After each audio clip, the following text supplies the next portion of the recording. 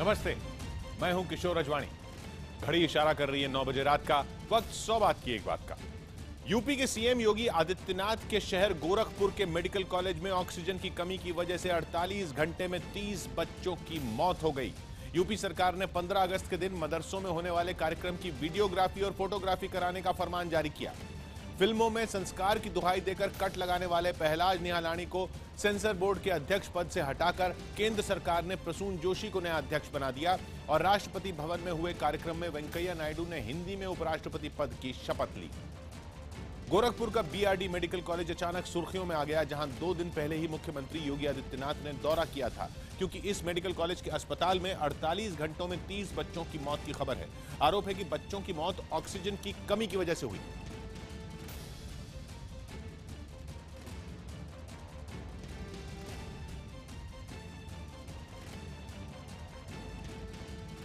से लेकर अभी तक कुल 30 मोर्टेलिटी वहां पर। ये बात स्पेसिफिक उन ऑफिसर से पूछी गई है। मेडिकल कॉलेज के डॉक्टर्स ये बता रहे हैं कि क्योंकि उनके पास ऑल्टरनेटिव ऑक्सीजन मौजूद थी, इसलिए ऑक्सीजन के लैक की वजह से जिन बच्चों की मौत हुई उनमें ज्यादातर एंसेफेलाइटिस यानी दिमागी बुखार से पीड़ित थे। इस मेडिकल कॉलेज में अब भी दिमागी बुखार से पीड़ित कई बच्चे इलाज के लिए भर्ती हैं, जिनकी हालत नाजुक बनी हुई है। आरोप लग रहा है कि मेडिकल कॉलेज में मरीजों के लिए ऑक्सीजन का इंतजाम नहीं था, क्योंकि यहां ऑक्सीजन की सप्लाई देने वाली कंपनी का करीब 70 लाख रुपए का बिल बकाया था और बताया जा रहा है कि बिल का भुगतान नहीं होने की वजह से कंपनी ने ऑक्सीजन की सप्लाई रोक दी थी। हालांकि 30 बच्चों की मौत के बाद जागा प्रशासन अब दावा कर रहा है कि ऑक्सीजन की सप्लाई को दोबारा चालू करने के लिए लगातार कोशिश की जा रही है। लगभग 70 लाख रुपए बकाया है, इसका 35 लाख का उन्होंने पेमेंट उसे कट किया है। उनसे बात करने के बाद हमने उनसे ये भी कहा कि क्या ऑक्सीजन की कोई दिक्कत। उन्होंने कहा कि साहब ऑक्सीजन के ऑल्टरनेटिव हमारे पास व्यवस्था रहती है। लेकिन पहले प्रशासन ने और उसके बाद योगी सरकार ने एक प्रेस रिलीज के जरिए साफ किया कि बच्चों की मौत की वजह ऑक्सीजन की कमी नहीं है, लेकिन 30 बच्चों की मौत और योगी आदित्यनाथ के शहर का मामला होने की वजह से मामला नाजुक है और इसी नजाकत को समझते ही मामले की मजिस्ट्रेट जांच के आदेश दे दिए गए हैं। सौबात की एक बात यह कि अधिकारी चाहें तो दलील ने गोरखपुर मेडिकल कॉलेज में हुई इस दर्दनाक घटना के पीछे अफसरों की बड़ी लापरवाही की जिम्मेदार है। ऐसे में योगी सरकार को मामले की निष्पक्ष जांच कराने के बाद सख्त कार्रवाई करनी होगी, क्योंकि ऐसी जानलेवा लापरवाही किसी भी कीमत पर बर्दाश्त के काबिल नहीं है। उपराष्ट्रपति पद की शपथ लेने से पहले वेंकैया नायडू राजघाट पहुंचे और बापू की समाधि पर फूल चढ़ाए, जिसके बाद उन्होंने राष्ट्रपति भवन में शपथ ली। खास बात यह रही कि आमतौर पर अंग्रेजी में बोलने वाले नायडू ने अपनी शपथ हिंदी में ली। इससे पहले सुबह सुबह वेंकैया नायडू राजघाट पहुंचे, जहां उन्होंने बापू की समाधि पर फूल चढ़ाए और हाथ जोड़कर कुछ देर खड़े रहे, जिसके बाद नायडू ने समाधि की परिक्रमा भी की। इसके बाद वेंकैया नायडू राष्ट्रपति भवन पहुंचे, जहां दरबार हॉल में शपथ ग्रहण का कार्यक्रम शुरू हुआ और अक्सर अंग्रेजी में बोलने वाले वेंकैया नायडू ने यहां हिंदी में शपथ ली। उसके कर्तव्यों को श्रद्धापूर्वक निर्वहन करूंगा। शपथ ग्रहण समारोह में हिंदी का जलवा खूब दिखा, क्योंकि दूसरी आधिकारिक औपचारिकताएं भी यहां हिंदी में ही पूरी की गई। जिसके बाद वेंकैया नायडू और प्रधानमंत्री मोदी एक साथ राष्ट्रपति भवन के दरबार हॉल से बाहर निकले और फिर वेंकैया नायडू के लिए बधाइयों का सिलसिला भी शुरू हो गया। खासकर सत्ता पक्ष के नेताओं ने वेंकैया नायडू के कार्यकाल के शानदार रहने की उम्मीद जाहिर की। इस देश को एक बहुत ही योग्य, कुशल और अनुभवी उपराष्ट्रपति श्री वेंकैया नायडू जी के रूप में मिले हैं। मेरी शुभकामनाएं, अभिनंदन।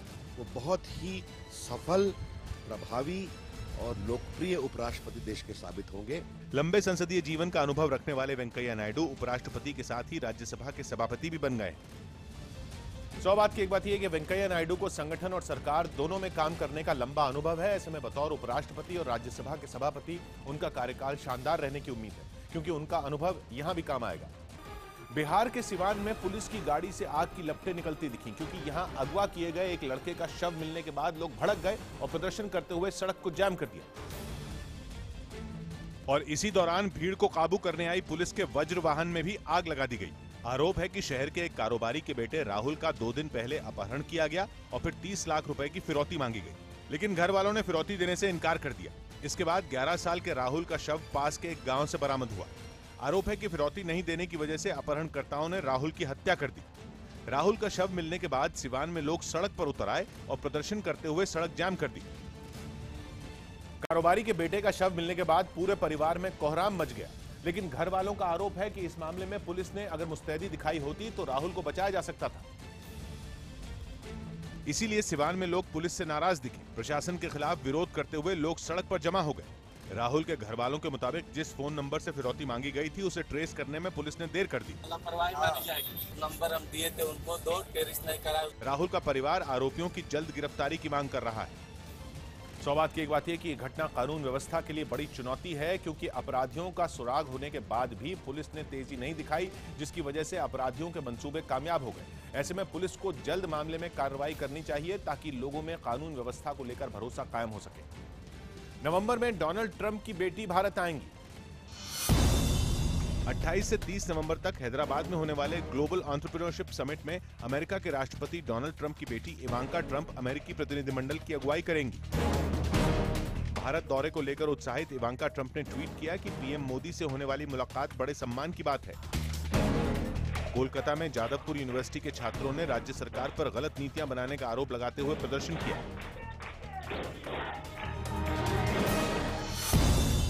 नेपाल के काठमांडू में विदेश मंत्री सुषमा स्वराज बिम्स्टेक की बैठक में शामिल हुई। दिल्ली के जंतर मंतर पर तिब्बत के लोगों ने चीन के खिलाफ प्रदर्शन किया।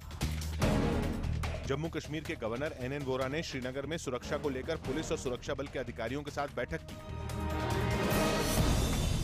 यूपी के मेरठ में एक होटल में तोड़फोड़ और नकदी लूटने के आरोप में पुलिस ने एक आरोपी को गिरफ्तार कर लिया। चंडीगढ़ में सड़क पार करते वक्त हुए हादसे में एक बुजुर्ग की मौत के मामले में आरोपी कार ड्राइवर को गिरफ्तार कर लिया गया। बिहार के हाजीपुर में एक चलती कार में अचानक आग लगने के बाद कार सवार 3 लोगों को सुरक्षित बचा लिया गया। स्वच्छता पर बनी अक्षय कुमार की फिल्म टॉयलेट एक प्रेम कथा रिलीज हो गई। एक शौच के लिए इतना गुस्सा? अगर पहले पता होता तो शादी ना करती। कपिल शर्मा की फिल्म फिरंगी 10 नवंबर को रिलीज होगी। खबर है कि फिल्म बाहुबली 2 ऑनलाइन दिखाने का अधिकार नेटफ्लिक्स कंपनी ने करीब 25 करोड़ में खरीद लिया। महाराष्ट्र में बीजेपी के एक विधायक ने शिक्षा मंत्री को एक चिट्ठी लिखी जिस पर सियासत शुरू हो गई। इस चिट्ठी में चेन्नई हाईकोर्ट के स्कूलों में वंदे मातरम गाना जरूरी करने वाले फैसले का जिक्र था। विधायक ने कहा है कि तमिलनाडु की तरह महाराष्ट्र में भी हाईकोर्ट का फैसला लागू हो, जिसके बाद सियासी हंगामा शुरू हो गया। और इस हंगामे की वजह बीजेपी विधायक राज पुरोहित की चिट्ठी बनी। चिट्ठी शिक्षा मंत्री को लिखी गई। चिट्ठी में लिखा है कि जिस तरह चेन्नई हाईकोर्ट के फैसले के बाद तमिलनाडु के स्कूलों में वंदे मातरम गाना जरूरी हो गया है, उसी तरह महाराष्ट्र के हर स्कूल और कॉलेज में वंदे मातरम गाना जरूरी होना चाहिए। विनोद तावड़े भी दावा कर रहे हैं कि चेन्नई हाईकोर्ट के फैसले को बारीकी से पढ़ा जा रहा है। अध्ययन करने के बाद इस विषय में आगे की भूमिका सरकार लेगी।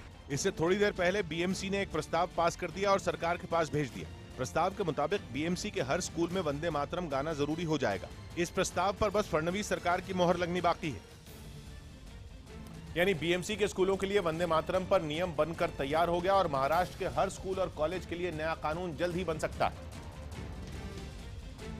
लेकिन इस मुद्दे पर सियासी बयानबाजी भी तेज हो गई। कैलाश विजयवर्गीय ने तो वंदे मातरम न बोलने वालों को देश छोड़ने तक की नसीहत दे दी। यदि इस देश में रहना है तो वंदे मातरम बोलना चाहिए। न बीजेपी के बाकी नेता पीछे रहे, न ही केंद्रीय मंत्री। वंदे मातरम कहते कहते फांसी पर चढ़ गए। इट शुड बी संग एवरीवेयर। लेकिन महाराष्ट्र में कुछ विधायक ऐसे हैं जिन्हें वंदे मातरम के नारों से परेशान किया जा रहा है। ऐसे विधायकों में अबू आजमी और वारिस पठान का नाम शामिल है। दोनों की शिकायत है कि वो जहां भी जाते हैं लोग वंदे मातरम के नारे लगाकर उन्हें चिढ़ाने लगते हैं। और एमआईएम विधायक वारिस पठान ने ऐसी कुछ घटनाएं भी गिनाई जब लोगों ने उन्हें वंदे मातरम के नारे लगाकर चिढ़ाया। कार में बैठा होता हूँ, बाजू में कोई लोग आके रुकते तो चिल्लाते वंदे मातरम। एमआईएम सांसद असदुद्दीन ओवैसी ने बीएमसी के फैसले को असंवैधानिक करार दे दिया। ओवैसी का दावा है कि देश से प्यार करने के लिए वंदे मातरम गाना जरूरी नहीं हो सकता। हम सिर्फ अल्लाह की पूजा और इबादत करते हैं, मगर इसका हरगिज़ ये मतलब नहीं है कि हमारे को हमारे वतन अजीज से मोहब्बत नहीं है। ओवैसी के अलावा कांग्रेस और एनसीपी भी बीजेपी पर आरएसएस का एजेंडा लागू करने का आरोप लगा रहे हैं। सौभाग्य की एक बात है कि वंदे मातरम राष्ट्रगीत है और इसे संसद में भी गाया जाता है, जहां किसी को भी इससे ऐतराज नहीं होता। ऐसे में इसे लेकर कोई भी फैसला थोपना वाजिब नहीं, क्योंकि इससे सियासी दांवपेच के दरवाजे खुलते हैं, जैसा कि महाराष्ट्र में हो रहा है। यूपी और गाजियाबाद में कुछ पुलिस वाले पटरी के पास पड़ताल करते दिखे। यहां बिहार में बक्सर के डीएम मुकेश पांडे का शव मिला, जिसके बाद आनंद फानंद में गाजियाबाद की पुलिस रेलवे स्टेशन पहुंची और उस जगह को घेर लिया गया। पुलिस वालों के सामने पटरी पर बक्सर के डीएम मुकेश पांडे का शव पड़ा था। इसके बाद डीएम के धड़ से अलग हो चुके सिर और शरीर को प्लास्टिक में बांधकर पोस्टमार्टम करवाने के लिए भेजा गया। डीएम मुकेश पांडे ने खुदकुशी से पहले अपने दोस्तों को व्हाट्सएप मैसेज में लिखा था कि मैं दिल्ली के जनकपुरी में डिस्ट्रिक्ट सेंटर की 10वीं मंजिल से कूदकर जान देने जा रहा हूं। मैं जिंदगी से तंग आ चुका हूं और मानव जीवन से मेरा भरोसा उठ चुका है। मेरा सुसाइड नोट लीला होटल के कमरा नंबर 742 में बैग के अंदर रखा हुआ है। मैं आप सबको प्यार करता हूं, कृपया मुझे माफ करना। दावा है कि यह खबर फौरन दिल्ली पुलिस को दी गई, जिसके बाद दिल्ली पुलिस की टीम जनकपुरी डिस्ट्रिक्ट सेंटर के मॉल पहुंची, लेकिन वहां उन्हें कोई नहीं मिला। इसके बाद पुलिस ने मॉल में लगे सीसीटीवी की तस्वीरें देखी, जिसके बाद पता चला कि वो यहां आए और बाद में चले गए, जिसकी तस्दीक मॉल के गार्ड ने भी की और वो सीसीटीवी कैमरा दिखाया जिसे पुलिस ने जांच का आधार बनाया था। वहाँ से ऊपर जाके 10वीं फ्लोर पर ये साइड में सुसाइड करने की कोशिश की, उनको गार्ड ने देख लिया तो भाग गए मोबाइल छोड़ के। जानकारी के मुताबिक इसके बाद वो मेट्रो से आनंद विहार पहुंचे और फिर गाजियाबाद रेलवे स्टेशन, जहां बाद में पटरी पर उनका शव मिला। 8:40 करीब ये डेड बॉडी यहाँ आइडेंटिफाई हुई थी। पुलिस इस मामले में खुदकुशी समेत सभी पहलुओं की जांच कर रही है। ये घटना गुरुवार शाम की है, जब डीएम मुकेश पांडे ने अपने घर वालों और दोस्तों को अपनी खुदकुशी की बात बताई। जानकारी मिलने के बाद पुलिस की एक टीम लीला होटल भी पहुंची, जहां उनके सुसाइड नोट मिलने का दावा किया गया और पुलिस के मुताबिक एक सुसाइड नोट उनकी जेब में भी था, जिसमें उन्होंने लिखा था कि मैं मुकेश पांडे IAS 2012 बैच, फिलहाल बिहार के बक्सर में डीएम के पद पर तैनात हूं और अपनी मर्जी से सुसाइड कर रहा हूं। मेरी मौत के बाद इसकी जानकारी मेरे रिश्तेदारों को दे दी जाए। मेरा सुसाइड नोट लीला होटल के कमरा नंबर 742 में बैग के अंदर रखा हुआ है। शव मिलने के बाद गाजियाबाद पुलिस ने इसकी सूचना दिल्ली में उनके ससुराल वालों को दी, जो भागे भागे वहां पहुंचे। अपने दामाद की ऐसी हालत देखकर ससुर फूट फूट कर रोने लगे। परिवार को दिलासा देने बक्सर के बीजेपी सांसद अश्विनी चौबे भी मौके पर पहुंचे। इतना होनहार लड़का, इतना ईमानदार। सूत्रों के मुताबिक डीएम मुकेश पांडे डिप्रेशन के अलावा पारिवारिक समस्याओं से भी जूझ रहे थे। गुवाहाटी से पढ़ाई पूरी करने वाले मुकेश पांडे बिहार के सारण जिले के रहने वाले थे और बक्सर में डीएम के पद पर उनकी तैनाती 31 जुलाई को ही हुई थी। यही वजह रही कि बक्सर के डीएम दफ्तर में एक शोक सभा हुई, जहां अधिकारियों ने 2 मिनट का मौन रखा और तिरंगे को झुका दिया गया। वहीं सारण जिले के उनके गांव में परिवार को हिम्मत बंधाने के लिए लोग जुटे। हम लोग सोच भी नहीं सके कि ऐसा होगा, क्यों हुआ, कैसे हुआ, क्या हुआ, कोई समझ में नहीं आ रहा है। बिहार के मुख्यमंत्री नीतीश कुमार ने ट्विटर पर लिखा कि जिला अधिकारी बक्सर मुकेश पांडे की मौत हृदय विदारक। वह कुशल प्रशासक, संवेदनशील पदाधिकारी थे। ईश्वर उनकी आत्मा को शांति दे। सौभाग्य की एक बात है कि जिस हालत में डीएम का शव मिला है उसे पहली नजर में खुदकुशी माना जा रहा है, लेकिन पूरी घटना की कड़ियों को जोड़ने पर कई सवाल भी पैदा हो रहे हैं, जिन्हें सुलझा पाना पुलिस के लिए बड़ी चुनौती साबित होने वाला है। देश के कई हिस्सों में हमले का अलर्ट जारी हुआ। खुफिया एजेंसियों ने 15 अगस्त से पहले दिल्ली समेत देश के कई हिस्सों में आतंकी हमले का अलर्ट जारी किया। आशंका जताई गई कि आतंकी दिल्ली के लाल किला, अयोध्या में राम जन्मभूमि और गुजरात के अक्षरधाम मंदिर को निशाना बना सकते हैं। कांग्रेस उपाध्यक्ष राहुल गांधी शनिवार को कर्नाटक के रायचूर में एक जनसभा को संबोधित करेंगे। प्रधानमंत्री नरेंद्र मोदी ने सूफी धर्मगुरुओं के एक प्रतिनिधिमंडल से मुलाकात की। गैर कानूनी गतिविधियों के बाद भारत ने पीओके यानी पाकिस्तान अधिकृत कश्मीर की 34 कंपनियों के साथ व्यापार करने पर प्रतिबंध लगा दिया। पाकिस्तान के एक वरिष्ठ अधिकारी ने दावा किया कि चीन का एक बैंक पाकिस्तान की ग्वादर बंदरगाह के पास अपनी एक शाखा खोलने की योजना बना रहा है। यूपी के मेरठ में चोरी की एक वारदात सीसीटीवी में कैद हो गई। दिल्ली में खुदकुशी करने के इरादे से कोंडली नहर में कूदे एक आदमी को 2 स्कूली छात्रों ने बचा लिया। चोटी काटने की खबरों के बीच यूपी के कानपुर में कुछ महिलाओं ने हेलमेट पहनकर और बालों में ताला लगाकर प्रदर्शन किया।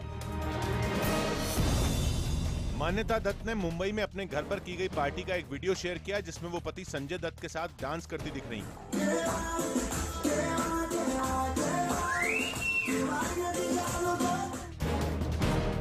खबर है कि सुशांत सिंह राजपूत का मुंबई में गाड़ी चलाते वक्त एक कार ड्राइवर से झगड़ा हो गया। सुप्रीम कोर्ट के बाहर अयोध्या मामले के पक्षकारों में एक संत धर्मदास मीडिया से बातचीत करते दिखे, क्योंकि कोर्ट में अयोध्या मामले की सुनवाई 7 साल बाद फिर शुरू हुई। हालांकि नियमित सुनवाई के लिए 3 महीने का इंतजार और बढ़ गया। इसकी वजह बनी सुन्नी वक्फ बोर्ड की दलील, जिसमें बोर्ड के वकीलों ने मामले से जुड़े दस्तावेजों के अनुवाद के लिए कोर्ट से और वक्त मांगा, जिसे अदालत ने मंजूर कर लिया। जिसके बाद सभी पक्षों के वकील अदालत से बाहर आए। इस दौरान मामले में एक पक्ष रामलला विराजमान के पक्षकार संत धर्मदास और उनकी वकील ने मीडिया से बातचीत की। जब ट्रांसलेशन हो जाएगी तब वो कॉपीज सारे एपिलेंट्स और रिस्पोंडेंट्स को दी जाएगी और केस की हियरिंग अब फिक्स हुई है 5 दिसंबर। अयोध्या के जितने मुसलमान हैं वो सब चाहता है कि राम मंदिर बने। सुप्रीम कोर्ट में 7 साल बाद हुई अयोध्या मामले की सुनवाई में इस मामले से जुड़े दस्तावेजों का सवाल उठा, क्योंकि ये दस्तावेज 7 भाषाओं में हैं। ये संस्कृत, पाली, फारसी, उर्दू और अरबी में है और कुल 9000 पन्नों में दर्ज हैं। इतना ही नहीं, मामले से जुड़ी गवाही भी 90,000 पेज में दर्ज है। ऐसे में अदालत ने भी सुन्नी वक्फ बोर्ड की मांग से सहमति जताई और 3 महीने का वक्त देते हुए 5 दिसंबर को सुनवाई की अगली तारीख मुकर्रर कर दी, जिसके बाद ही इस मामले की नियमित सुनवाई शुरू होने की उम्मीद है। उनकी पार्टी ने 4 हफ्ते का टाइम दिया, रजनसन साहब ने, हमारे वकीलों ने 12 हफ्ते का टाइम दिया। वहीं इस मामले में जल्द सुनवाई की याचिका दायर करने वाले सुब्रमण्यम स्वामी ने दावा किया कि अदालत ने उन्हें भी पक्षकार मान लिया है। हाशिम की जो SLP थी उसमें मेरा नाम है, तो इसलिए पार्टी भी मान लिया है। अदालत ने लंबे वक्त बाद हुई सुनवाई में केवल मुख्य पक्षों को सुना। बाकी याचिकाओं पर कोर्ट अगली सुनवाई में विचार करेगी। हालांकि अदालत में अयोध्या विवाद पर लंबे वक्त बाद सुनवाई में ज्यादा कुछ नहीं हुआ, लेकिन इसके बाद भी बीजेपी और आरएसएस के नेता इसी बात से खुश हैं कि अदालत में कम से कम सुनवाई तो शुरू हुई। ऐसे में आरएसएस की ओर से भी इसे लेकर बयान आया। सुप्रीम कोर्ट ने अयोध्या के राम मंदिर की जो केस है उसको गंभीरता से प्रारंभ किया है, ये मेरे लिए आनंद की बात है। वहीं बीजेपी नेता विनय कटियार ने भी सुनवाई शुरू होने पर खुशी जताई, साथ ही एक बार फिर मंदिर निर्माण का संकल्प दोहराया। सौ बात की एक बात यह कि अयोध्या विवाद की सुनवाई लंबे वक्त बाद शुरू हुई है। ऐसे में सभी पक्षों की उम्मीद बढ़ गई है कि 2 दशक से ज्यादा वक्त से अदालती चक्कर काट रहा यह मुद्दा अब किसी नतीजे पर पहुंच जाएगा। चीन अब भारत की समुद्री सीमा पर नजर डाल रहा है और भारत को उलझाने के लिए चीन ने एक नया पैंतरा चला है। चीन की नौसेना के कैप्टन लियांग तियानजुन ने मीडिया से कहा कि हिंद महासागर में दुनिया भर के जहाज आते हैं, इसलिए हिंद महासागर की सुरक्षा के लिए भारत और चीन को एक साथ आना चाहिए। लियांग ने यह भी कहा कि चीन समुद्री इलाके की सुरक्षा के लिए भारत को सहयोग देना चाहता है, लेकिन चीन का यह बयान इसलिए आया है क्योंकि समुद्री इलाकों में अपनी पहुंच बढ़ाने के लिए वो लंबे वक्त से कोशिश कर रहा है। कई पार्टियों के नेता न्यूज 18 इंडिया को बधाई देने लगे, क्योंकि न्यूज 18 इंडिया ने गुरुवार को दाऊद इब्राहिम से फोन पर हुई बात सुनाई, जिससे यह साबित हुआ कि दाऊद पाकिस्तान के कराची शहर में ही है, जबकि पाकिस्तान इससे हमेशा इनकार करता रहा है। और दाऊद पर पाकिस्तान का झूठ बेनकाब करने के लिए तमाम पार्टियों के नेता न्यूज 18 इंडिया को बधाई देने लगे। बहुत अच्छा, एक अच्छा प्रयास है न्यूज 18 का। आई थिंक ये बहुत बड़ा एक माइलस्टोन है। इसके साथ ही बहस शुरू हो गई कि आखिर 1993 बम धमाकों का आरोपी दाऊद भारत कब आएगा। Government has been completely careless, lackadaisical about the whole approach to apprehending the criminal.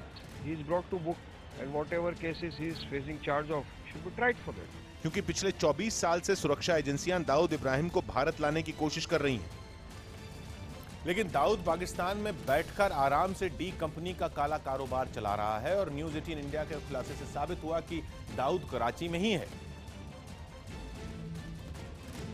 इसलिए दाऊद को देश में लाने की मांग करने वालों में सरकार की सहयोगी शिवसेना भी शामिल हो गई। The government is prepared to do it, then only it is possible. News 18 India के पर्दाफाश के बाद सरकार पर भी दाऊद की वापसी के लिए दबाव बना है, इसलिए बीजेपी के नेता भी दाऊद की वापसी का दावा करने लगे। Strategy is not to be revealed on television. Strategy is to be enacted. आपके जनरल ने एक अच्छा काम किया है, बहुत सराहनीय काम किया है, उससे निश्चित रूप से पाकिस्तान पर दबाव आएगा। देश की सुरक्षा एजेंसियां पिछले कई साल से दाऊद इब्राहिम के फोन टैप कर उससे जुड़ी जानकारी जुटाने में लगी हैं। और ऐसे एक फोन कॉल से पता चला कि दाऊद इब्राहिम का इलाज हो रहा है, क्योंकि सूत्रों के मुताबिक दाऊद इब्राहिम को फेफड़ों का कैंसर है, जिसका इलाज पाकिस्तान के कराची में ही हो रहा है। और इस बात की खबर कराची से ही दाऊद के गुर्गे ने मुंबई में मौजूद दाऊद के परिवार को दी है। खबर है कि कई डॉक्टर मिलकर कराची में ही दाऊद का इलाज कर रहे हैं। दाऊद से जुड़े मामलों के जानकार मानते हैं कि पिछले कुछ दिनों से दाऊद काफी बीमार है। टेक इंटेलिजेंस के माध्यम से ये इस बात खबर सामने आ रही है कि वो उसको कैंसर हो गया। अब तक इस बात में सच्चाई होने की संभावना है। हालांकि न्यूज 18 इंडिया से फोन पर हुई बातचीत में दाऊद ने बताया था कि उसे गैंग्रीन या दिल का दौरा जैसी कोई बीमारी नहीं है, बल्कि केवल बीपी की समस्या हुई थी। बीच में जो र्यूमर उड़ रहा था आपके हार्ट अटैक हो गया और ये सब जो है बीच में जो चलता रहता है कि गैंग्रीन हो गया।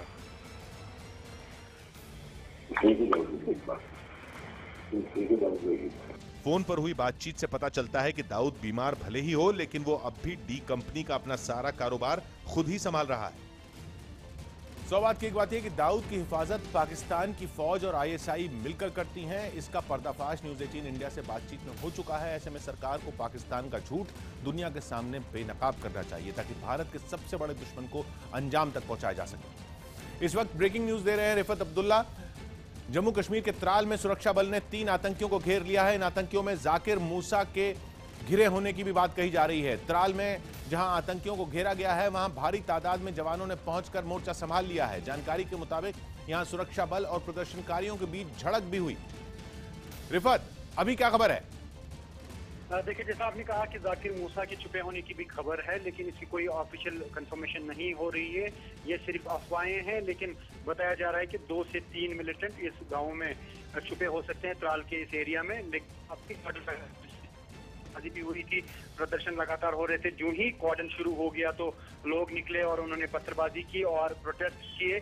पहले क्योंकि खबर ये भी आई थी कि जाकिर मूसा शायद हो सकता है कॉर्डन में, लेकिन ऑफिशियली कोई इंफॉर्मेशन इस चीज की ये कह रहे हैं कि जाकिर मूसा नहीं हो सकते हैं। तो ऐसे में ये कहा जा सकता है कि 2 या 3 मिलिटेंट वहां पे छुपे हो सकते हैं। हो सकता है ये भी हो कि जाकिर मूसा ग्रुप के ये 2-3 मिलिटेंट हो सकते हैं वहां पे।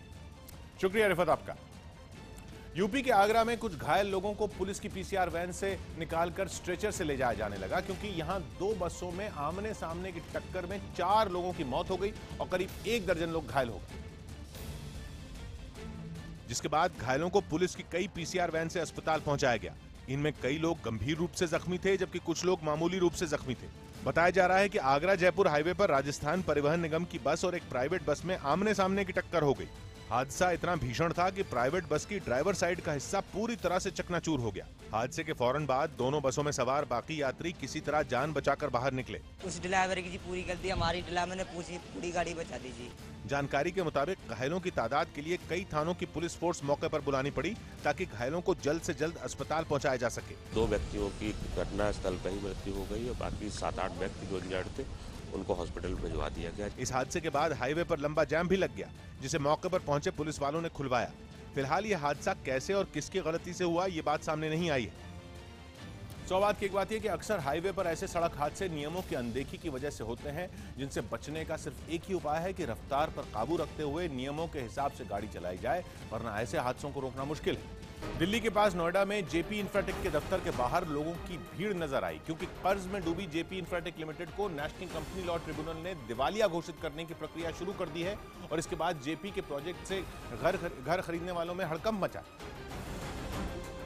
इसीलिए नेशनल कंपनी लॉ ट्रिब्यूनल का फैसला आने के बाद निवेशक जेपी इंफ्राटेक लिमिटेड के दफ्तर पहुंचे और कंपनी के अधिकारियों से बातचीत करने की कोशिश की, लेकिन दफ्तर के आगे बैरिकेडिंग करके लोगों को अंदर जाने से रोक दिया गया। बैरिकेडिंग के अंदर ना तो मीडिया जा सकती है, ना कि बायर्स जा सकते हैं। वो बायर्स जिनके पैसे से यहाँ के जो अधिकारी हैं वो अंदर बैठे हुए हैं, अब इनसे कोई वो बात नहीं करना चाहते। दूसरी ओर अपने घर के लिए बरसों से इंतजार कर रहे लोग परेशान दिखे। अभी तो ऐसा लगता है कि मिलेगा ही नहीं कभी भी। The dream house has been shattered. खरीदारों को समझ नहीं आ रहा कि जेपी इंफ्राटेक के दिवालिया घोषित किए जाने के बाद उनके घर और रकम का क्या होगा। Where is our money, what we have invested, and where do we stand now? JP Infratech के दफ्तर के बाहर ही खरीदार कंपनी और उसके अधिकारियों पर गुस्सा निकालते दिखे, जिसके बाद सुरक्षा के लिए पुलिस बुलाई गई। आईडीबीआई का जेपी इंफ्राटेक पर 4000 करोड़ का बकाया है, जिसकी याचिका पर नेशनल कंपनी लॉ ट्रिब्यूनल ने जेपी इंफ्राटेक को दिवालिया घोषित करने को मंजूरी दे दी है, जिसके तहत जेपी इंफ्राटेक की संपत्ति का मूल्यांकन होगा, जिसका जिम्मा 7 अकाउंटिंग कंपनियों में किसी एक को दिया जाएगा। इसके बाद 270 दिनों तक कंपनी की वित्तीय स्थिति देखी जाएगी और कंपनी अगर कर्ज नहीं चुकाने की हालत में नहीं होगी तो उसकी नीलामी की जाएगी। जेपी इंफ्राटेक 8000 करोड़ रुपए के कर्ज में डूबी हुई है और इसीलिए जेपी इंफ्राटेक में निवेश करने वाले लोग अपने घर को लेकर डरे हुए हैं, जिसका अभी पोजीशन नहीं मिला है। समझ नहीं आ रहा है कि इतना पैसा इन लोगों ने हमसे लिया, हमारा पैसा वो हमें कैसे वापस देंगे। इसमें ऐसे निवेशक भी हैं जिनसे 4 या 5 साल पहले रकम तो ली गई, लेकिन प्रोजेक्ट पर काम तक शुरू नहीं हुआ। घर के लिए दिया गया पैसा कैसे वापस मिलेगा, ये कंपनी नहीं बता रही। They have promised me to refund my money. Till now they have not given anything. JP Infratech के दफ्तर के बाहर खड़े निवेशकों के पास सवाल तो कई हैं, लेकिन उनका जवाब देने वाला कोई नहीं। जेपी इंफ्राटेक जेपी एसोसिएट्स की कंपनी है जो खुद करीब 30,000 करोड़ रुपए के कर्ज में डूबी है। यानी जेपी इंफ्राटेक की वित्तीय स्थिति ठीक होने के आसार कम है। ऐसे में कंपनी के दिवालिया होने के बाद निवेशकों का क्या होगा, यह भी साफ नहीं है। इसीलिए जेपी इंफ्राटेक के दफ्तर के बाहर लोग कंपनी के मालिक पर गुस्सा निकालते दिखे। मनोज गौड़ से पूछना चाहता हूँ, क्या इनकी बददुआओं का आपको कोई डर नहीं लगता? दूसरी ओर लोगों की नाराजगी सरकार से भी है और सरकार भी इस चीज में वाकई में कुछ नहीं कहती। हालांकि सरकार ने जेपी इंफ्राटेक में घर खरीदने वालों को रास्ता निकालने का भरोसा दिया है। सरकार आम आदमी के साथ न्याय हो, इसके लिए उसकी पूरी प्रतिबद्धता है। एक आंकड़े के मुताबिक नोएडा और ग्रेटर नोएडा में जेपी इंफ्राटेक के करीब 32,000 फ्लैट बन रहे हैं और यहाँ लाखों रुपए निवेश करने वाले लोग कंपनी के दफ्तर के आगे परेशान खड़े हैं। 100 बात की एक बात है कि जेपी इंफ्राटेक के दिवालिया होने से हजारों लोगों के घर का सपना फिलहाल चूर होता दिखाई दे रहा है, क्योंकि बेहिसाब कर्ज में डूबी इस कंपनी को अब नीलाम करने की नौबत भी आ सकती है। ऐसे में सरकार को उन खरीदारों के बारे में भी सोचना होगा जिनका कोई कसूर नहीं। उत्तराखंड के हरिद्वार में लोग घुटनों तक पानी से होकर रोजमर्रा के काम पर जाते दिखे, क्योंकि यहां हुई जोरदार बारिश के बाद शहर की सड़कें नदी में तब्दील हो गई। बारिश का पानी रेलवे स्टेशन, बस स्टॉप और थानों में घुस गया। और ऐसे ही एक इलाके में बारिश के बाद लोग घुटनों तक पानी से होकर कामकाज के लिए जाने लगे। कमोबेश ऐसे ही हालात शहर में अधिकतर जगह दिखाई दिए। कहीं किसी की गाड़ी खराब हो गई तो कहीं थाने में पानी घुस गया, जिससे पुलिस वालों को भी मुश्किलों से दो चार होना पड़ा। काफी तेज बारिश हुई, बारिश के कारण से पूरा पानी अंदर थाने के अंदर घुस गया। जल भराव की मुसीबत से शहर का रेलवे स्टेशन और बस स्टॉप भी नहीं बचा। यहाँ भी बारिश का पानी घुस जाने से मुसाफिरों को परेशानी का सामना करना पड़ा। एक इलाके में इतना पानी भर गया कि एक बाइक सवार जान जोखिम में डालकर जाता दिखाई दिया। साल यहाँ पे ऐसे ही होता है, जब भी मतलब बारिश होती है पानी में परेशानी बहुत होती है। हरिद्वार में हुई मूसलाधार बारिश ने नगर निगम के तमाम दावों की पोल खोल दी है। इसी वजह से शहर के लोगों को इसका खमियाजा उठाना पड़ा। 100 बात की एक बात है कि बारिश पर किसी का जोर नहीं है, लेकिन बारिश के बाद जल भराव की समस्या सीधे सीधे नगर निकाय की लापरवाही का सबूत है। क्योंकि अगर वक्त रहते नगर निगम ने पानी निकालने के लिए तैयारी की होती तो लोगों को इतनी ज्यादा मुसीबत से नहीं जूझना पड़ता। हरियाणा के रोहतक में बाइक सवार 2 युवक अचानक सड़क किनारे गिर पड़े, क्योंकि 2 लोग उनका पीछा कर रहे थे और आरोप है कि मौका मिलते ही उन्होंने बाइक की पिछली सीट पर बैठे शख्स की गोली मारकर हत्या कर दी। और हत्या की यह वारदात पास ही लगे एक सीसीटीवी कैमरे में रिकॉर्ड हो गई। तस्वीरों में साफ है कि सिर पर नीला कपड़ा बांधे एक आरोपी ने जमीन पर गिर चुके युवक को नजदीक आकर पहली गोली मारी और फिर इसी हमलावर ने तमंचे को सही करने के बाद सामने से आकर युवक को दूसरी गोली मारी, जबकि बाइक चला रहा शख्स गिरने के साथ ही जान बचाकर मौके से भाग निकला। दूसरा हमलावर उसके पीछे भागा लेकिन फिर लौट आया। हत्या की इस वारदात के बाद पहुंचे एसपी पंकज नयन ने मौका वारदात का मुआयना किया। मृतक की पहचान रिठाल गांव के अंकित के तौर पर हुई। बताया जा रहा है कि 2016 में हुए हत्या के एक मामले में सुनवाई के लिए अंकित अपने दोस्त के साथ रोहतक कोर्ट जा रहा था, तभी इस वारदात को अंजाम दिया गया। 100 बात की एक बात है कि हरियाणा में गैंग वॉर की कई घटनाएं पहले भी सामने आ चुकी हैं, जो ये बता रही हैं कि सूबे में अपराधियों के मन से पुलिस का डर बिल्कुल खत्म हो चुका है। ऐसे में रोहतक में हुई ये घटना भी हरियाणा पुलिस के लिए किसी बड़ी चुनौती से कम नहीं। बिहार के दरभंगा में शरद यादव मीडिया के सवालों पर भड़क गए, क्योंकि महागठबंधन टूटने के विरोध में शरद यादव बिहार में जनसंवाद यात्रा कर रहे हैं, लेकिन नीतीश कुमार ने भी उनको अपना रास्ता चुन लेने को कह दिया। इसीलिए जब शरद यादव से जेडीयू छोड़ने के बारे में पूछा गया तो वो नाराज हो गए। इससे पहले दिल्ली में नीतीश कुमार ने शरद यादव पर पलटवार करते हुए उनको कोई भी फैसला लेने के लिए आजाद बताया। अपना निर्णय लेने के लिए स्वतंत्र हैं। जहां तक पार्टी का प्रश्न है, पार्टी ने अपना निर्णय लिया है। दूसरी ओर शरद यादव ने नीतीश कुमार पर कुछ भी कहने से इनकार किया। वो हमारे पुराने साथी वो जो बोल रहे हैं उस पर मैं कुछ नहीं कहूँगा। शरद यादव बिहार में 3 दिन के दौरे पर हैं, जिसके तहत वो जनता और जेडीयू के नेताओं से मुलाकात कर रहे हैं। शरद यादव के बिहार में रैली करने से सियासत गर्म है, क्योंकि शरद यादव ने महागठबंधन तोड़ने के लिए नीतीश कुमार पर हमला करके पार्टी छोड़ने का संकेत दे दिया और इसीलिए बीजेपी ने शरद यादव पर जमकर हमला बोला और लालू का साथ देने पर सवाल पूछा। शरद जी इसका तो जवाब दें कि लालू यादव से उन्होंने क्यों नहीं पूछा। दूसरी ओर आरजेडी अध्यक्ष लालू यादव ने पार्टी के खिलाफ जाने पर शरद यादव का समर्थन किया और नीतीश कुमार पर निशाना साधा। मेरे खिलाफ भी नीतीश कुमार को खड़ा किया था, तो शरद यादव को के साथ अपमानजनक शब्दों का इस्तेमाल करना शरद यादव ने अभी अपने पत्ते नहीं खोले हैं, लेकिन सियासी गलियारों में चर्चा है कि बिहार दौरे के बाद वो जेडीयू को अलविदा कह सकते हैं। सौ बात की एक बात यह कि शरद यादव के बागी तेवर ये बता रहे हैं कि अब उनका जेडीयू के साथ चलना मुश्किल है। ऐसे में अब इंतजार बस औपचारिक फैसले का रह गया है, क्योंकि जैसे हालात बने हैं उनमें शरद यादव का जेडीयू से अलग होना लगभग तय हो चुका है। सेंसर बोर्ड के अध्यक्ष पद से पहलाज निहालानी की छुट्टी कर दी गई है। पहलाज निहालानी का कार्यकाल खत्म होने में अभी वक्त था, लेकिन सूत्रों के मुताबिक निहालानी के खिलाफ मिली शिकायतों की वजह से उन पर यह कार्रवाई की गई। फिल्मों के सर्टिफिकेट देने और उनके सीन काटने के कई मामलों में निहालानी विवादों में रहे। अब उनकी जगह गीतकार प्रसून जोशी को सेंसर बोर्ड का नया अध्यक्ष बनाया गया है। इसके अलावा सेंसर बोर्ड में कुछ नए सदस्यों की नियुक्ति भी की गई है, जिनमें विद्या बालन, विवेक अग्निहोत्री, नरेंद्र कोहली और वामन केंद्रे शामिल। यूपी के नोएडा में पुलिस थाने के बाहर एक महिला स्कूटी से उतरी और अपने पैर में लगी चोट के बारे में बताने लगी। इस महिला का आरोप है कि कार सवार कुछ लोगों ने उसे अगवा करने की कोशिश की, लेकिन मौके पर मौजूद लोगों की वजह से वो बच गई। और महिला ने दावा किया कि इस दौरान उसके पैर में चोट लग गई, जिसके बारे में वो अपनी स्कूटी से उतरकर बताने लगी। महिला का आरोप है कि यूपी के एक अखबार के मालिक ने अपने 2 लोगों के साथ मिलकर उसे उस वक्त अगवा करने की कोशिश की जब वो बाजार से लौट रही थी। हालांकि उनकी कोशिश नाकाम रही, लेकिन महिला ने कहा कि आरोपी ने अपने रसूख का हवाला देते हुए पुलिस में न जाने की धमकी भी दी। पत्रकारों का पुलिस कुछ नहीं बिगाड़ सकती। मैं वही देखना चाहती हूँ कि पुलिस वाकई में पत्रकारों से डरती है क्या। शुरुआती जांच में पुलिस को पता चला है कि पीड़ित महिला और आरोपी एक दूसरे को पहले से जानते हैं और किसी बात को लेकर दोनों के बीच विवाद चल रहा है। बीच कोई न कोई तनाव, कोई विवाद पहले से है। उसकी गहराई से छानबीन करके और विधि सम्मत कार्यवाही की। पुलिस के मुताबिक पीड़ित महिला की शिकायत पर जांच शुरू कर दी गई है और जल्द ही इस मामले पर कोई कार्रवाई की जाएगी। सौ बात की एक बात है कि मामले का सच तो जांच के बाद ही सामने आएगा, लेकिन अगर महिला के आरोप सच हैं तो पुलिस को जल्द से जल्द सख्त कार्रवाई करनी चाहिए, क्योंकि इस घटना ने पुलिस की मुस्तैदी को भी कटघरे में खड़ा कर दिया। खबर है कि यूपी विधानसभा में मिला पाउडर PETN विस्फोटक नहीं था।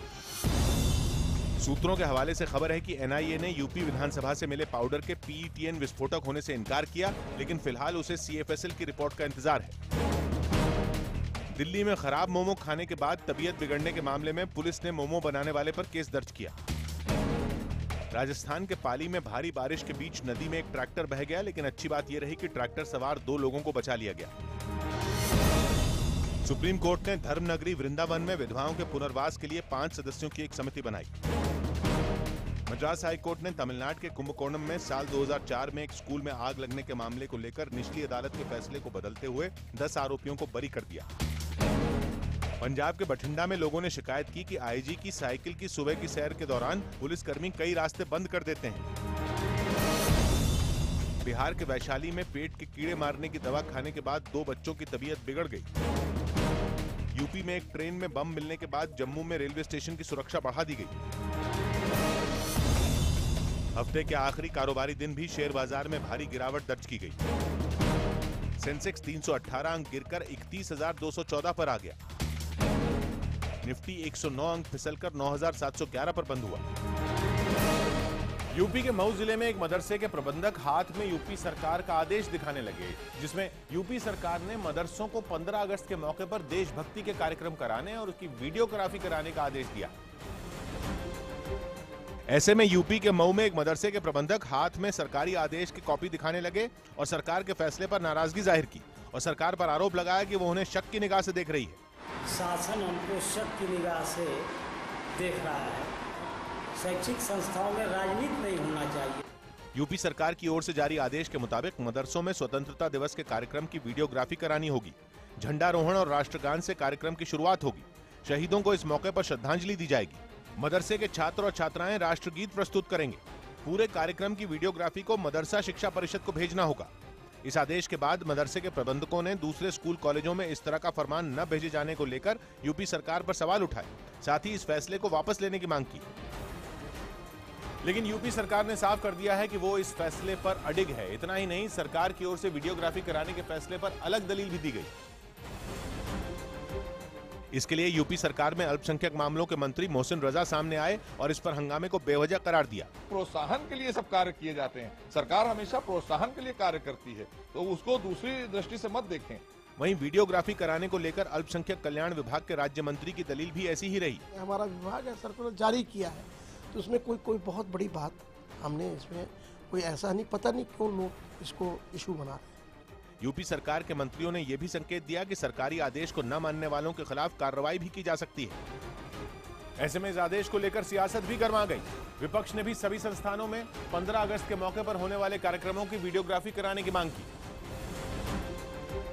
इस कड़ी में समाजवादी पार्टी ने इसे लेकर सरकार की मंशा पर सवाल उठाए। बड़ा ही अजीबो गरीब आदेश है। सब स्कूलों की वीडियोग्राफी कराएंगे, सरकारी, प्राइवेट। तो वहीं मुस्लिम धर्मगुरुओं ने भी सिर्फ मदरसों को ऐसा आदेश जारी करने पर आपत्ति जताई। ये सर्कुलर सिर्फ मदरसों तक महदूद है, तो इस बात की वजाहत होनी चाहिए। हालांकि विपक्ष के हमलों के बीच बीजेपी ने यूपी सरकार के इस फैसले का बचाव किया।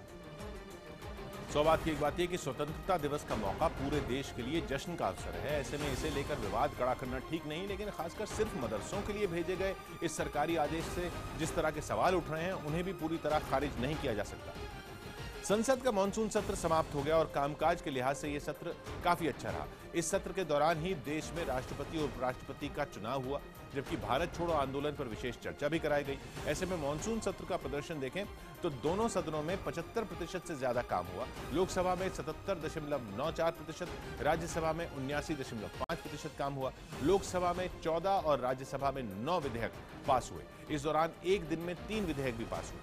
17 जुलाई से 11 अगस्त तक कुल 19 दिन सदन चला। ये मानसून सेशन एक सार्थक सेशन रहा।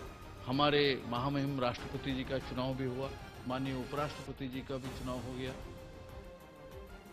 जम्मू कश्मीर के डोडा में एक अस्पताल के अंदर भारी भीड़ दिखाई दी, क्योंकि यहां एक सड़क हादसे में घायल हुए लोगों को इलाज के लिए लाया गया। इस हादसे में 6 लोगों की मौत हो गई और 9 लोग घायल हो गए। और हादसे के तुरंत बाद घायल लोगों को पास के एक अस्पताल में पहुंचाया गया। जैसे ही एम्बुलेंस घायलों को लेकर अस्पताल पहुंची, वहां मौजूद घायलों के परिजनों ने उसे घेर लिया। लोगों की भीड़ अस्पताल के अंदर भी थी, जहां घायलों का इलाज हो रहा था। हादसे का शिकार हुई सूमो कार डोडा से चिराला की तरफ जा रही थी। घायलों ने बताया कि अचानक सूमो के स्टीयरिंग व्हील में दिक्कत आने की वजह से वो खाई में गिर गई। इस दर्दनाक हादसे में घायल हुए 9 लोगों में 6 की हालत अब भी नाजुक बताई जा रही है। सौभाग्य की एक बात है कि पहाड़ी इलाकों में गाड़ी चलाते वक्त रफ्तार पर काबू रखना तो जरूरी है ही, साथ ही गाड़ी की तकनीकी जांच भी समय समय पर जरूरी है, वरना इस तरह के हादसों को रोकना मुश्किल है। सरकार ने किसी भी कारोबारी का कर्ज माफ नहीं करने का दावा किया। वित्त मंत्री अरुण जेटली ने विपक्ष के आरोपों पर लोकसभा को बताया कि सरकार ने किसी कारोबारी का 1 रुपया तक कर्ज माफ नहीं किया। मथुरा में श्री कृष्ण जन्मस्थान सेवा संस्थान और दूसरे प्रमुख मंदिरों ने कृष्ण जन्माष्टमी पर सजावट के लिए चीनी सामान का इस्तेमाल न करने की अपील की।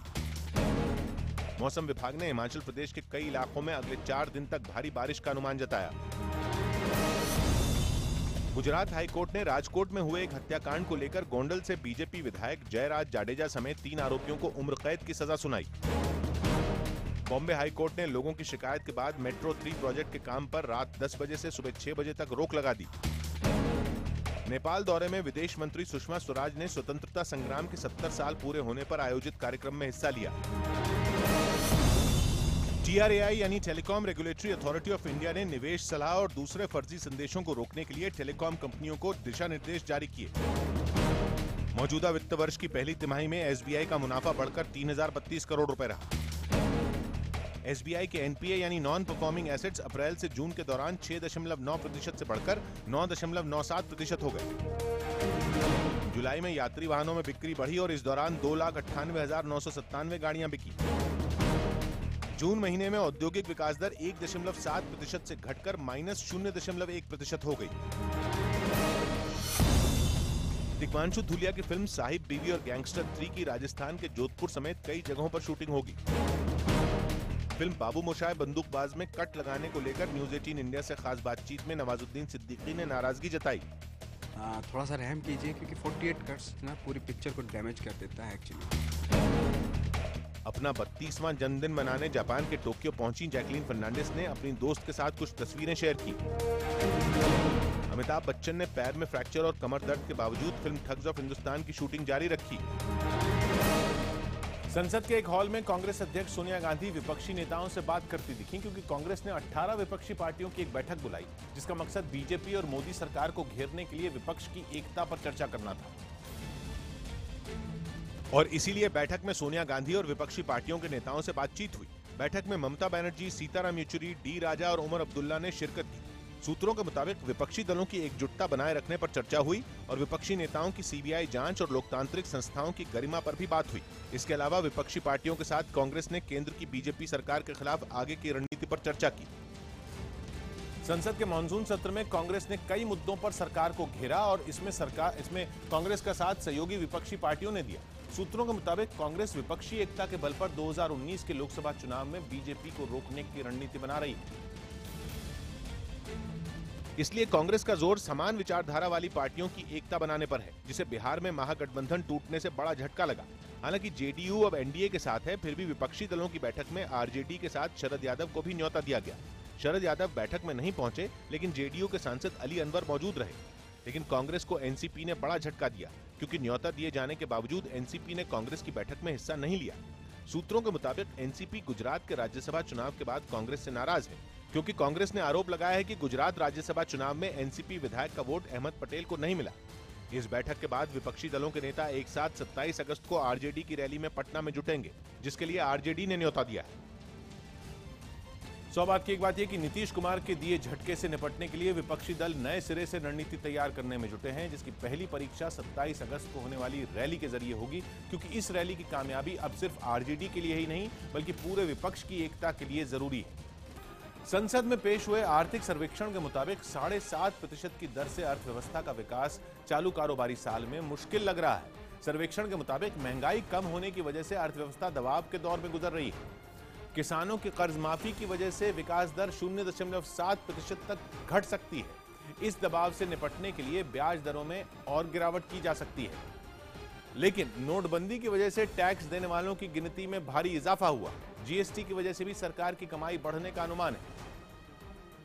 कोलकाता की जादवपुर यूनिवर्सिटी में कुछ छात्र ढपली बजाकर नारेबाजी करते दिखे। ये छात्र बंगाल सरकार के उस आदेश के खिलाफ हैं जिसके तहत आरोप है कि छात्र संघ को खत्म कर दिया जाएगा। लिहाजा कोलकाता की जादवपुर यूनिवर्सिटी में छात्रों ने विरोध शुरू कर दिया। इनके हाथों में ढपली और पोस्टर थे, जिन्हें लेकर वो कुलपति के दफ्तर के बाहर इकट्ठा हुए।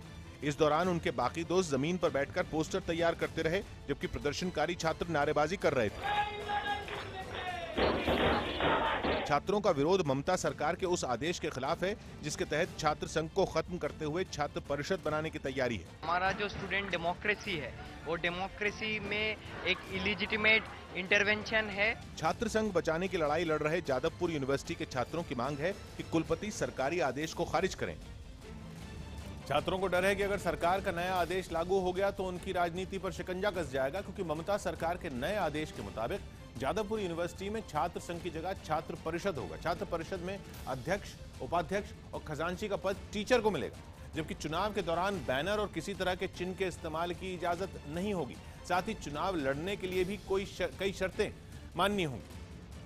सवाल की एक बात है कि छात्र राजनीति ममता सरकार के लिए परेशानी का सबब रही है, क्योंकि जादवपुर यूनिवर्सिटी की छात्र राजनीति में लेफ्ट पार्टियों का हमेशा से दबदबा रहा है। लेकिन ममता बनर्जी को समझना होगा कि किसी भी विचारधारा से लड़ने के लिए उसका दमन कर देना ही एकमात्र रास्ता नहीं है। दिल्ली में आम आदमी पार्टी के विधायक पर अपशब्द कहने का आरोप लगा। दिल्ली में बीजेपी विधायक विजेंद्र गुप्ता ने आम आदमी पार्टी के एमएलए नितिन त्यागी पर सदन में अपशब्द कहने का आरोप लगाते हुए स्पीकर से शिकायत की बात कही। यूपी एटीएस ने जांच के बाद दावा किया कि बहराइच से मिली संदिग्ध चीजें विस्फोटक नहीं बल्कि मोमबत्तियां थीं। मध्य प्रदेश के होशंगाबाद में नर्मदा नदी के किनारे से लाखों की शराब जब्त की गई। जम्मू कश्मीर के कठुआ में वायुसेना का एक ड्रोन हादसे का शिकार हो गया। मुंबई के घाटकोपर इमारत हादसे में एक नया वीडियो सामने आया है, जिसमें इमारत ढहने से ठीक पहले मुख्य आरोपी सुनील गाड़ी में बैठकर भागता दिख रहा है। हरियाणा के जींद में सड़क किनारे पैदल चल रही एक स्कूली छात्रा को पीछे से आई एक तेज रफ्तार कार ने टक्कर मार दी। केरल हाईकोर्ट से बैन हटने के बाद एस श्रीशांत ने बीसीसीआई के रवैये पर नाराजगी जताई और साफ किया कि वो भीख नहीं मांग रहे। श्रीलंका दौरे पर गए क्रिकेटर मोहम्मद शमी ने अशोक वाटिका घूमने की तस्वीर सोशल मीडिया पर शेयर की, जिस पर कुछ लोगों ने उन्हें ट्रोल किया। वर्ल्ड एथलेटिक्स चैंपियनशिप की भाला फेंक प्रतियोगिता के फाइनल में पहुंचने वाले देविंदर सिंह पहले भारतीय बन गए। मुंबई क्रिकेट एसोसिएशन शनिवार को महिला क्रिकेट विश्व कप में भारतीय टीम का हिस्सा रही क्रिकेटरों को सम्मानित करेगी। मशहूर धावक रहे मिल्खा सिंह को WHO यानी विश्व स्वास्थ्य संगठन ने दक्षिण पूर्व एशिया का ब्रांड एम्बेसडर बनाया। राज्यसभा के नए सभापति के तौर पर वेंकैया नायडू जैसे ही सदन में पहुंचे, बीजेपी के कुछ नेताओं ने जय श्री राम का किनारे लगाए, जिसके बाद सदन में वेंकैया के स्वागत में कई नेताओं ने भाषण दिया। इस दौरान प्रधानमंत्री ने वेंकैया नायडू के स्वागत शेर बोलकर किया।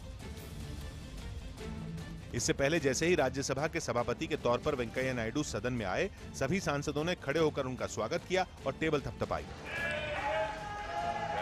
इसी दौरान बीजेपी के कुछ सांसदों ने जय श्री राम के नारे भी लगाए, जिसके बाद प्रधानमंत्री मोदी ने वेंकैया नायडू का स्वागत किया।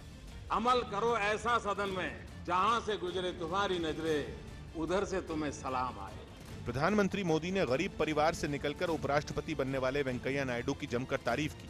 हिंदुस्तान के संविधान पदों पर वो लोग बैठे हैं जिनकी पार्श्वभूमि गरीब की है, गांव की है, सामान्य परिवार से है, वो किसी रईसी खानदान से नहीं आए।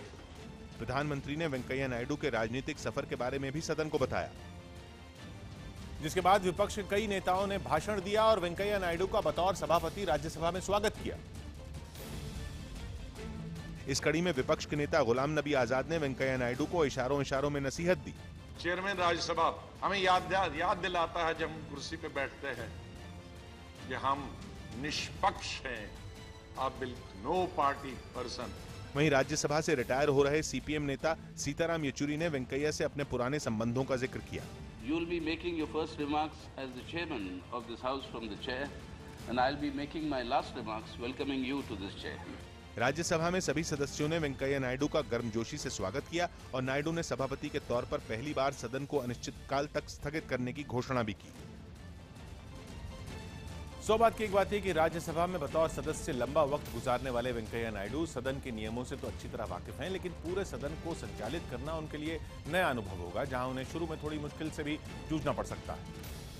दिल्ली से मेरठ के बीच 90 किलोमीटर की दूरी है, जिसे तय करने में 2 से 3 घंटे लग जाते हैं, लेकिन आने वाले दिनों में 90 किलोमीटर का यह सफर सिर्फ 62 मिनट में पूरा हो सकता है। इसके लिए दिल्ली से मेरठ तक हाई स्पीड रेल चलाने का प्रस्ताव है। यह प्रस्ताव NCRTC यानी national capital region transport corporation limited ने तैयार किया है।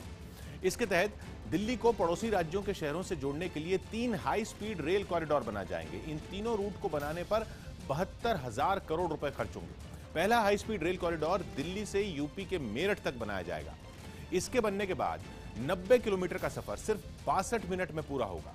दूसरे कॉरिडोर में स्पीड रेल दिल्ली से हरियाणा के पानीपत तक दौड़ेगी। 111 किलोमीटर की दूरी महज 74 मिनट में तय होगी इस कॉरिडोर में, जबकि हाई स्पीड रेल कॉरिडोर का तीसरा रूट दिल्ली से राजस्थान के अलवर को जोड़ेगा और 180 किलोमीटर की दूरी तय करने में 2 घंटे से भी कम वक्त लगेगा। सबसे पहले दिल्ली से मेरठ कॉरिडोर को बनाने की योजना है, जिस पर 33,000 करोड़ की लागत आएगी। सभी महकमों से मंजूरी मिलने के बाद इस कॉरिडोर का काम 2018 में शुरू हो सकता है और 5 साल बाद 2023 तक इसके बनकर तैयार होने की उम्मीद है। दिल्ली से मेरठ तक के इस रूट पर कुल 16 स्टेशन बनाए जाएंगे, जिनमें 14 स्टेशन यूपी में होंगे, 2 दिल्ली में होंगे। दिल्ली में हाई स्पीड रेल कॉरिडोर का एक स्टेशन आनंद विहार में होगा, क्योंकि यहां रेलवे स्टेशन, बस डिपो और मेट्रो स्टेशन एक ही साथ। दिल्ली में दूसरा स्टेशन सराय काले खां में बनेगा, क्योंकि यहां भी रेलवे स्टेशन, बस डिपो और मेट्रो स्टेशन आसपास ही। NCRTC ने दिल्ली से मेरठ रूट का पूरा प्लान तैयार कर लिया है। यूपी सरकार ने इस योजना को हरी झंडी दिखा दी और अब इसे अमली जामा पहनाने के लिए दिल्ली सरकार की मंजूरी का इंतजार है। दोनों सरकारों की मंजूरी मिलते ही यह प्रस्ताव केंद्र सरकार के पास जाएगा और केंद्र की मोहर लगते ही इस हाई स्पीड रेल कॉरिडोर का काम शुरू हो जाएगा। दिल्ली के मॉडल टाउन में एक चलती गाड़ी से हथियार लिए 2 जवान तेजी से बाहर निकले, क्योंकि ये जवान दिल्ली पुलिस की पराक्रम स्क्वाड का हिस्सा है, जिसे 15 अगस्त के मौके पर दिल्ली की सुरक्षा के लिए बनाया गया है। और खतरों से निपटने की ट्रेनिंग के दौरान ये जवान तेजी से चल रही गाड़ी से उतरे और मोर्चा संभाल लिया। ट्रेनिंग में शामिल जवानों ने कई तरह की ड्रिल को अंजाम दिया। मुश्किल हालात से निपटने के लिए दिल्ली पुलिस ने पराक्रम एंटी टेररिज्म स्क्वाड बनाया है। इस स्क्वाड में दिल्ली पुलिस के ही जवान हैं, जिन्हें BSF ने कमांडो ट्रेनिंग दी है। पराक्रम एक नया स्क्वाड है जो एंटी टेररिस्ट एक्टिविटीज के लिए उनको डिटरेंट के तौर पर रोकने के लिए जो है वो इस्तेमाल किया जाएगा। पराक्रम स्क्वाड की टीम जिस गाड़ी से चलती है वो कोई आम गाड़ी नहीं है, बल्कि इसमें कई खूबियां हैं। दिल्ली पुलिस ने ऐसी 24 गाड़ियां मंगाई हैं।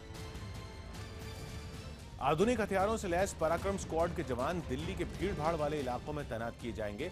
इन जवानों के पास जो हथियार और उपकरण हैं उन्हें खासतौर पर इजराइल से मंगाया गया है, जिनमें बॉडी कैमरा और आधुनिक फ्लैशलाइट जैसी चीजें शामिल हैं। पराक्रम स्क्वाड के इन जवानों को खास तौर पर आतंकवादी गतिविधियों पर नजर रखने और उनसे निपटने की ट्रेनिंग दी गई है। फिलहाल इन जवानों को 15 अगस्त के मौके पर राजधानी की सुरक्षा में तैनात किया गया है। सौबात की एक बात यह कि दिल्ली में 15 अगस्त पर आतंकी हमले की चेतावनी लगातार आ रही है। ऐसे में दिल्ली पुलिस भी राजधानी की सुरक्षा में कोई कोताही नहीं बरतना चाहती और लगातार सुरक्षा को चाक चौबंद करने में जुटी हुई है। मुंबई में 24 घंटे दुकान और होटल खुले रखने वाले बिल को मंजूरी मिल गई। महाराष्ट्र विधानसभा के बाद विधान परिषद ने भी मुंबई में 24 घंटे दुकान, होटल और रेस्टोरेंट खुले रखने वाले बिल को मंजूरी दे दी। महाराष्ट्र विधान परिषद में विपक्ष के नेता धनंजय मुंडे ने आरोप लगाया कि अबू सलेम जेल में फोन का इस्तेमाल करता है। बॉम्बे हाईकोर्ट ने सावरकर संस्था की शिवाजी मैदान में लाउडस्पीकर लगाकर झंडा फहराने की इजाजत देने वाली याचिका खारिज कर दी। दिल्ली के मयूर विहार इलाके में शादी से मना करने पर एक आरोपी ने लड़की के चेहरे पर केमिकल फेंक दिया। कर्नाटक के मैंगलोर में 2 निजी स्कूलों की सरकारी सहायता रोके जाने पर छात्रों ने प्रदर्शन किया। यूपी के बुलंदशहर में जमीन विवाद में एक लड़के पर अपने दादा की चाकुओं से गोदकर हत्या करने का आरोप लगा। राजस्थान के जयपुर में तेंदुआ दिखने के बाद सड़क पर गाड़ियों की लंबी कतार लग गई। हरियाणा के यमुनानगर में एक घर में घुसे चोर को लोगों ने पकड़कर पुलिस के हवाले कर दिया। यूरोप दौरे पर गई भारतीय पुरुष हॉकी टीम को लगातार दूसरे मैच में बेल्जियम से हार का सामना करना पड़ा। स्पेन के टेनिस खिलाड़ी राफेल नडाल को कनाडा के खिलाड़ी डेनिस शेपोवलोव ने ATP Montreal masters tennis tournament के तीसरे दौर में हराकर बड़ा उलटफेर किया। एक इंटरव्यू में भारतीय महिला क्रिकेटर हरमनप्रीत कौर ने इच्छा जताई कि अगर उन पर बायोपिक बने तो उनका किरदार दीपिका पादुकोण अच्छी तरह निभा सकती हैं। जम्मू कश्मीर की सीएम महबूबा मुफ्ती संसद भवन में दाखिल होने लगी। महबूबा मुफ्ती ने संसद भवन पहुंचकर प्रधानमंत्री नरेंद्र मोदी से मुलाकात की। इस मुलाकात की वजह संविधान का अनुच्छेद 35A बनी, क्योंकि जम्मू कश्मीर में अनुच्छेद 35A पर सियासत गर्मा गई और इसीलिए दोपहर में महबूबा मुफ्ती अचानक संसद पहुंच गईं। मीडिया सवाल पूछता रहा, लेकिन महबूबा बिना कुछ बोले अंदर चली गईं। करीब 1 घंटे बाद महबूबा मुफ्ती प्रधानमंत्री से मिलने के बाद बाहर आईं। महबूबा के मुताबिक अनुच्छेद 35A पर बहस जम्मू कश्मीर के माहौल को बिगाड़ती है। 35A को लेके डिस्कशन होना, बाकी होना, इससे जम्मू कश्मीर के हालात पे मनफी असर पड़ता है, जो नहीं होना चाहिए। महबूबा का दावा है कि बीजेपी और पीडीपी के गठबंधन की शर्तों में ही शामिल है कि धारा 370 से छेड़छाड़ नहीं होगी। हमारा जो एजेंडा ऑफ अलायंस है उसका बेसिस ही ये है कि जो 370 है उस पर स्टेटस को मेंटेन होना चाहिए। महबूबा के मुताबिक पीएम मोदी ने उन्हें भरोसा दिया कि गठबंधन की शर्तों का पालन किया जाएगा। प्राइम मिनिस्टर ने एजेंडा ऑफ अलायंस से पूरा 100% एश्योरेंस दिया हमको। अनुच्छेद 35A के मुद्दे से जुड़ी एक जनहित याचिका पर सुप्रीम कोर्ट सुनवाई कर रही है और इस जनहित याचिका की वजह से देश भर में अनुच्छेद 35A पर नई बहस शुरू हो गई है। जम्मू कश्मीर की तमाम सियासी पार्टियों ने एकजुट होकर इसका विरोध भी शुरू कर दिया, जिसका असर सड़क पर भी दिखने लगा है। श्रीनगर में कई लोग हाथों में पर्चे लेकर सड़क पर आ गए और नारेबाजी करने लगे। ज्यादातर पर्चे उर्दू में थे, लेकिन कुछ पर्चों में अंग्रेजी में लिखा था कि no one dare tamper with the special status of J&K, यानी जम्मू कश्मीर के विशेष अधिकारों से छेड़छाड़ की कोई जुर्रत न करे। हुर्रियत ने शनिवार 12 अगस्त को जम्मू कश्मीर में अनुच्छेद 35A के मुद्दे पर बंद बुलाया है। नेशनल कॉन्फ्रेंस अनुच्छेद 35A के मुद्दे पर जनता के बीच जाने का ऐलान कर चुकी है। फारूक अब्दुल्ला की अगुवाई में पूरा विपक्ष इस मुद्दे पर एकजुट हो गया है।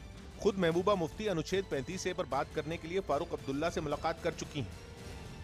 सौबात की एक बात यह कि धारा 35A का मुद्दा जम्मू कश्मीर की सियासत की सबसे कमजोर नस है और इस मामले के सुप्रीम कोर्ट में पहुंचते ही यहां के सभी सियासी दलों की बेचैनी बढ़ गई है। यही वजह है कि महबूबा मुफ्ती ने सियासी तौर पर घिरने से पहले ही पीएम से मुलाकात कर अपना पक्ष मजबूत करने की कोशिश की। पाकिस्तान के उस ठिकाने का पता चल गया है जहां वो अपने परमाणु हथियार छिपाने की योजना बना रहा है। अमेरिका के the institute for science and international security के मुताबिक पाकिस्तान ने बलूचिस्तान के सुदूर पहाड़ी इलाकों में जमीन के नीचे एक बहुत बड़ा गोदाम बनाया है और इसका इस्तेमाल वो अपने परमाणु हथियारों के जखीरे को छिपाने के लिए करेगा। इस इंस्टीट्यूट ने सैटेलाइट से मिली तस्वीरों और उनकी जांच के बाद ये दावा किया है। साथ ही ये भी पता चला है कि इस गोदाम का आकार बड़ी बड़ी मिसाइल को रखने के लिए बिल्कुल सही है। जमीन के नीचे बने इस गोदाम से निकलने के 3 रास्ते हैं और दावा किया जा रहा है कि पाकिस्तान युद्ध के हालात में भारत से निपटने के लिए ऐसी तैयारी कर रहा है। मुकाबला हो तो सीने पर वार करता है, मुकाबला हो तो सीने पर वार करता है, वो दुश्मनी भी बड़ी पुरवकार करता है। सौबात की एक बात कही खालिद ने जो हो सके तो उसे मुझसे दूर ही रखिए। वो शख्स मुझ पे बड़ा एतबार करता है। मिलते हैं सोमवार को। घड़ी जब इशारा करेगी 9 बजे रात का, वक्त फिर होगा 100 बात की बात।